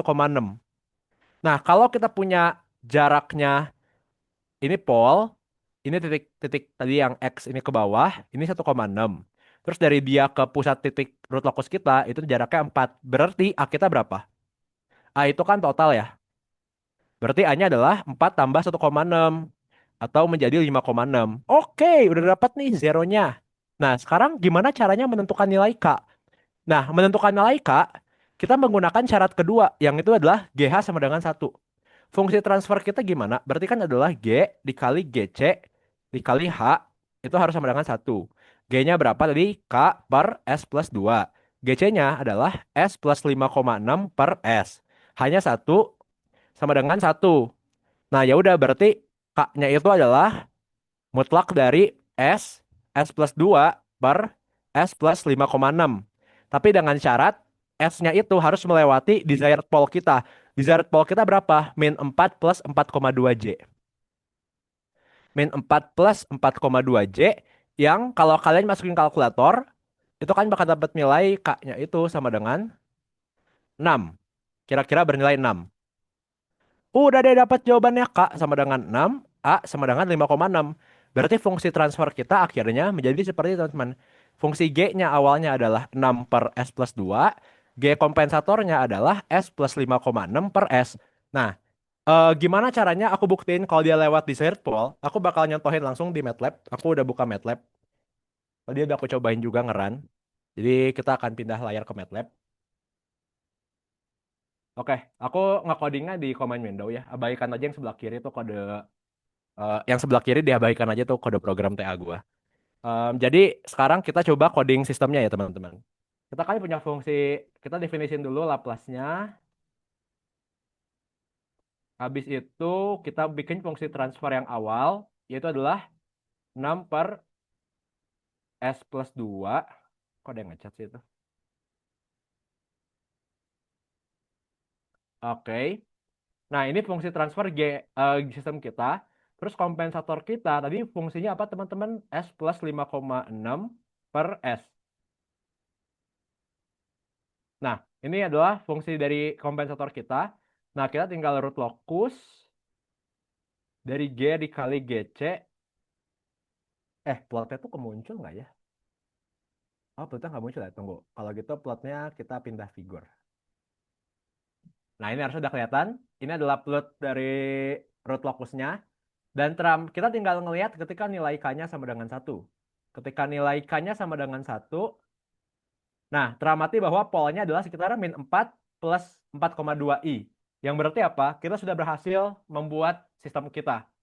Kayak gitu. Jadi kita berhasil memperolehnya. Dan coba ya kalau kita, apa namanya itu, coba, mati.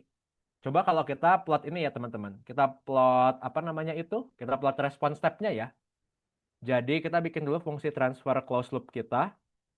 Yang which is adalah G1 misalnya sama dengan eh G dikali GC per 1 plus G dikali GC. Benar nggak sih rumusnya? Semoga benar. Ini berarti fungsi transfer closed loop kita. Terus kita kasih step dari G1. Nah, teman-teman di sini bisa aku tunjukin. Nah, teramati ya teman-teman bahwa pada sistem yang kita udah rancang, benar ya, tadi state errornya 0, terus tunaknya kira-kira sekitar 1 detik, dan maksimum overshootnya nggak melebihi 0,05. Ya, ya cukup melebihi lah ya. 0,05 tuh berarti berapa? Cukup melebihi dikit ya. Ya mungkin karena perhitungan aku angkanya nggak akurat ya. Angka bilangan bulat. Apa sih? Bukan bilangan bulat. Apa sih bilangan pentingnya? Harusnya tadi komanya mungkin 4 atau 5 ke belakang. Kayak gitu. Nah, oke. Itu mungkin soal dari aku. Terus, ya, basically itu aja yang mau aku bahas. Karena materinya sebenarnya gitu-gitu aja kompensator lead ya. Mungkin ada yang mau ditanyain dulu nggak? Terkait Aku boleh nanya nggak, Kak?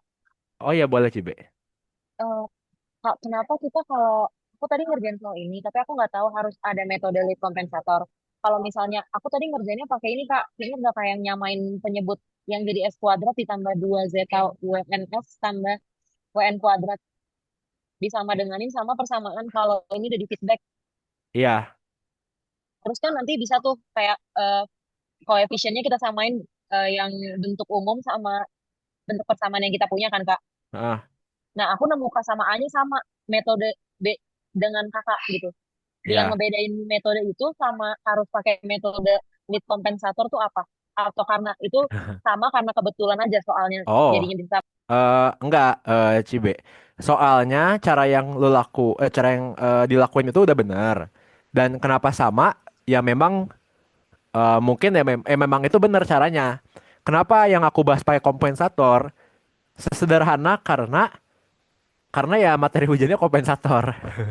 Kayak gitu. Jadi materi hujannya kompensator. Jadi pasti yang dinilai itu cara pengerjaan dari cara kompensator. Gitu aja sebenarnya. Nah, tapi cara kamu itu hanya bisa bekerja kalau sistemnya sederhana. Kalau kita coba sistem dengan G-nya lebih tinggi ordernya, kan pasti bakal bingung tuh persamaan dari apa namanya itu si karakteristiknya kan udah nggak order 2, jadi udah nggak apple to apple berarti bandingan. Kebetulan sistem kita ini kan bagian bawahnya order 2 juga. Kayak gitu.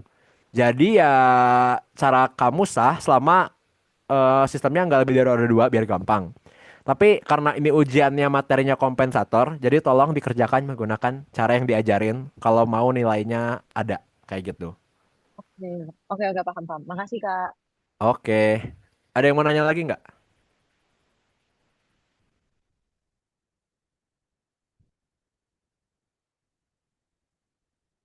Nggak ada yang mau nanya, memang gampang lah ya materi kompensator gitu-gitu aja. Kayak gitu. Kak, Wih, boleh Miranda. boleh tolong ulang ke yang bagian G sama dengan satu itu nggak, Kak? Yang tadi terakhir. Nah, itu. Oh, iya. Jadi kan kita pengen em, sorry, apa namanya tuh? The ting apa sih namanya tuh? Kompensatornya itu harus memenuhi syarat ini kan. Syarat mutlak dari root locus itu adalah magnitudo dari GH sama dengan 1. Yang berarti kita punya fungsi transfer awal dikali fungsi transfer kompensator dikali nilai H sama dengan 1. Nah, fungsi transfer awal kita itu kan adalah K per S plus 2. Terus fungsi transfer yang kita punya kompensator tadi kan A-nya 5,6. Berarti S plus 5,6 per S. Terus hanya itu 1. yang berarti sama dengan satu aja kan. Nah, ya udah, ini kan ada nilai K. Kita kan pengen cari nilai K-nya berapa. Berarti yang ini tinggal bagian bawah, aku pindahin ruas ke kanan. Jadi S plus S dikali S plus 2 per S plus 5,6. Nah, karena kita pengen sistem kita itu mencari nilai K yang melewati desired pole yang kita inginkan, yaitu eh, min 4 plus minus 4,2 J. Jadi kita bikin S-nya itu min 4 plus 4,2 J. Ini tinggal dimasukin kalkulator, perhitungan bilangan kompleks. Jadi pakai kalkulatornya mode yang kompleks, pakai nilai I gitu ya di kompensator bukan J. Terus kamu bakal dapat K-nya sama dengan 6. Kayak gitu Miranda. Oh, oke. Makasih ya, Kak. Oke. Oke, apakah ada yang ingin bertanya lagi? Kalau enggak, sebenarnya bisa dicukupkan atau mungkin dari hasil ada tambahan nantinya. Udah lah ya, gampang lah ya materi kompensator. Oke, nggak ada yang mau nanya lagi. Ya udah, gue balikan lagi ke Hazet lah, Zet. Silahkan bebas mau diapain. Oke, thank you. Oke, guys, ini mungkin terakhir ya. Ada yang pertanyaan nggak? Mungkin sebelum sambil nunggu yang mau bertanya, ada yang bingung. Paling gue kasih beberapa tips saja besok. Oke, jadi mostly nggak, ya mostly sih pas gue ngerjain itu biasanya soal pertama itu pasti root locus. Dari kuis, dari PR itu biasanya pertama root locus. Nah, usahain semua yang persamaan-persamaan yang ada dalam mencari root locus itu kalian hafalin dan pahamin kayak beberapa langkah itu nggak usah kita cari. Contohnya kayak tadi titik keberangkatan atau apa namanya angle of departure, sorry, sudut sudut keberangkatan ataupun sudut kedatangan tuh nggak perlu dicari kalau misalnya nggak ada pol yang punya bagian imajinernya. Nah itu kan bisa sangat menghemat waktu jadinya. Terus buat bode, setahu gue tahun lalu tuh disediain ya. Jadi mungkin buat jaga-jaga kalian bisa siapin juga kertasnya. Cuman seingat gue tuh tahun lalu disediain. Dan buat bode tuh sama Naikis biasanya bisa dijadiin satu soal atau kalau tahunnya gue sama Raul itu beda soal tapi satu sistem. Jadi setelah cari bode, selanjutnya kita eh, nyari Naikisnya gitu. Dan yang terakhir yang lead like kompensator. Nah, ini gue reminder juga ini buat eh, beberapa teman-teman di sini masih ada yang bingung kapan pakai lead, kapan pakai like. Jadi kalau pakai lead, pakai D ini, lead itu kalau semisalnya tuh ada poll yang diinginkan gitu, ada poll desire yang kita inginkan bisa lewat kayak performansinya kayak tadi, ataupun misalnya diketahuinya kayak damping rasionya ataupun kayak omega naturalnya gitu. Nah kalau like pakai G, like itu kalau semisal kita tuh pengen kayak naikin si kafenya atau apa namanya constant velocity error gitu.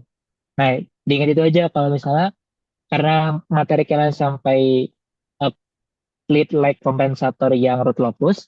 Jadi diingat dua itu aja. Jadi kalau lead itu kalau misalnya ada pole yang kita pengen ke atau pole desire-nya.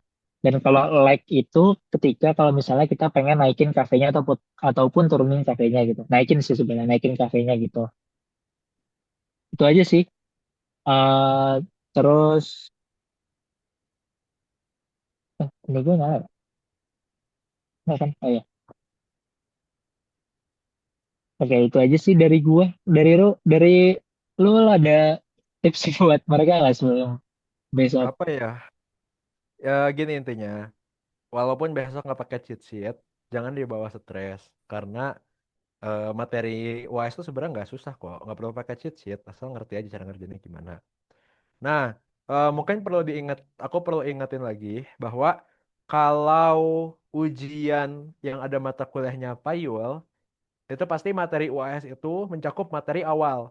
Makanya deh teman-teman buat nentuin respon sistemnya, buat nentuin apa namanya itu kompensator yang mungkin harusnya langsung dikasih tahu pola desire tapi tadi enggak kan dikasih taunya dari settling time sama overshoot yang berarti teman-teman harus ingat lagi tuh rumus maximum overshoot itu apa, settling time apa dan aku nggak ngejamin ya siapa tahu besok soalnya malah misalnya maximum overshoot sama rising time gitu TR. Nah, mampus pikir tuh sendiri rumusnya apa. Jadi memang pasti bakal memanggil materi yang di sebelum-sebelumnya. Kayak gitu. Dan mungkin kalau ide liar aku sih ya mungkin siapa tahu ya kapan-kapan nanti soalnya tuh sistemnya nggak langsung dikasih G-nya, misalnya turunin lagi dari diagram sistem misalnya mekanikal kayak gitu. Itu ide-ide liar aja sih, tapi harusnya nggak kayak gitu kok, insya Allah. Nah, cuman intinya adalah bahwa yang pasti belajarin lagi analisis respon sistem, kayak rumus-rumus settling time, overshoot, settling time mah gampang ya. Mungkin overshoot yang suka lupa eksponen-eksponen terus, ya tipis-tipis kalau mau lihat-lihat rising time. Terus apa lagi sih dulu tuh namanya tuh istilahnya? Ah, lupa juga kan, akunya juga nggak inget gitu. Tapi ya udahlah, intinya gitu-gitu aja lah materinya. Tipsnya yaitu manfaatin kalkulator kalian sebisa mungkin. Kalau saran dari aku, kalian itu sekarang ngerjainnya latihannya di sisa waktu sebelum ujian pakai kalkulator yang udah Casio atau yang pakai buat kalkulator saintifik. Terus latihan buat cepet ngitung kalkulator karena bakal kepake banget di kompensator. Terus nanti pas digambar diagram root locus ya beberapa kali kepake. Nah, Bode sama Nyaikus yang paling kepake karena teman-teman perlu menghitung nilai dari magnitudo G dan sudut dari G pada setiap nilai frekuensinya kan. Nah, itu bakal kepake banget tuh kalkulator. Jadi teman-teman harus belajar tangannya cepet buat ngitung karena itu nggak bisa ngabisin waktu. Em Terus apa ya? Dulu tuh kita UAS tuh nggak 120 menit nggak sih, Z? Atau 120 ya? 100 nggak sih dulu menitnya atau enggak ya? Iya, 100 menit. Iya, 100 menit. Jadi teman-teman dulu tuh kita ujian 100 menit. Jadi memang waktunya cepat juga, cukup cepat. Jadi walaupun tadi mungkin mikir, kak ini mah gampang banget kompensatornya gitu kan, cuma nentuin zero. Tapi itu soalnya 100 menit loh, gambar gambar bode, gambarnya Equus itu tidak secepat itu ya teman-teman. Jadi perlu diperhatikan time managementnya besok. Terus intinya belajar yang mampus ya malam ini sampai besok karena perlu diingat yang aku bilang sama Hazet, nggak ada istilah comeback di UAS buat KO karena pasti turun nilai kalian. Jadi buat yang merasa UTS-nya udah jelek harus bisa mati-matian di UAS buat mematahkan stigma tersebut. Udah sih intinya semangat lah. Ya terutama yang besok kelas 1 yang diawas sama gua, semangat lah. Besok kan terakhir kali gua ngawas tuh. Mungkin ada gebrakan baru. Ya enggak lah, canda-canda. Ya lihat besok aja lah. Ya. Oh iya, ini nggak tahu buat kelas gua doang, kayaknya dikasih PR ya sama BST. Nah, kalau misalnya kalian terlalu chaos buat ngerjain PR-nya, eh, nggak apa-apa nanti kalian kumpulin aja di kuliah TF-nya seadanya. Nanti sebelum sebelum ujiannya dimulai udah kumpulin ke gue ya. Kalau misalnya belum kumpulin ntar gue tandain namanya buat kasih ke BST gitu. Itu aja ya. Jadi malam ini kalian fokus belajar aja. Nanti tugasnya bisa dikumpul besok misalnya belum sempat buat dikumpul malam hari ini. Dikumpul aja dulu seadanya gitu. Oke, itu aja sih dari gue. Pastiin lagi besok jamnya sama ruangannya jangan sampai telat. Terus deh semangat aja besok. Jadi sih dari Ya, gue. udah. Eh, Nah, Udah intinya semangat buat ujian besok. Ini matkul wajib terakhir kalian di TF. Jadi tolong maksimalin.